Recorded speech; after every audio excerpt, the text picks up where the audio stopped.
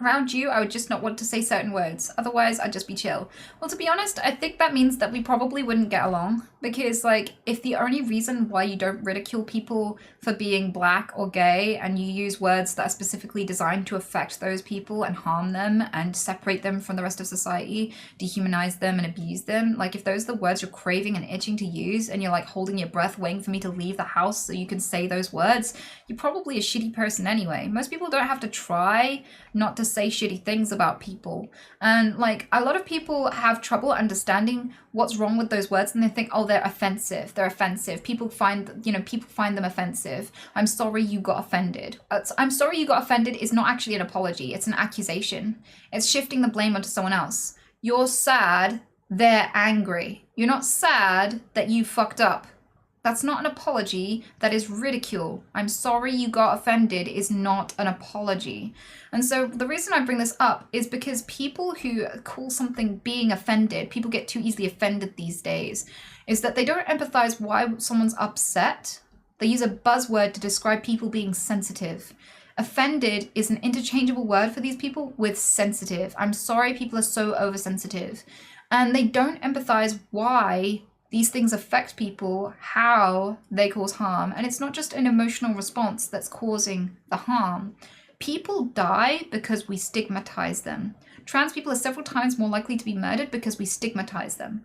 If you create words to separate a person from everybody else and ridicule them, that word is synonymous with negativity, they're more likely to die.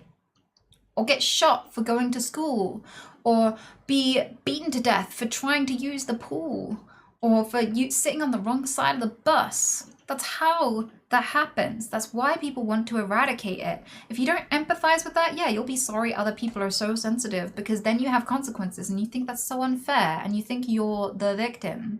And delusional people like that never have good people around them. It ruins your whole life to be that delusional, because good people don't want to be around you. Smart people understand what you're doing and find you irritating and malicious. And when that's the case, you're surrounded by terrible people who will accept that behavior to suck up to you. People who don't need to approve of your personality to like you because they like attention, not you. And when you're surrounded by self-serving people who are just looking for ego boosts and ego strokes, when you're around people who will accept bad behavior and not bring it up or help you to improve, like when you surround yourself with those people, you'll become convinced that everyone's shit and it's okay to be a shit person because being a shit and selfish person is normal. And so these people start to wonder if empathy is real, or if, we're only ever empathetic for survival and that it's truly selfish. These are the kinds of people that go, is there really truly such a thing as altruism? Like, it will fuck your whole worldview from just such humble, simple beginnings.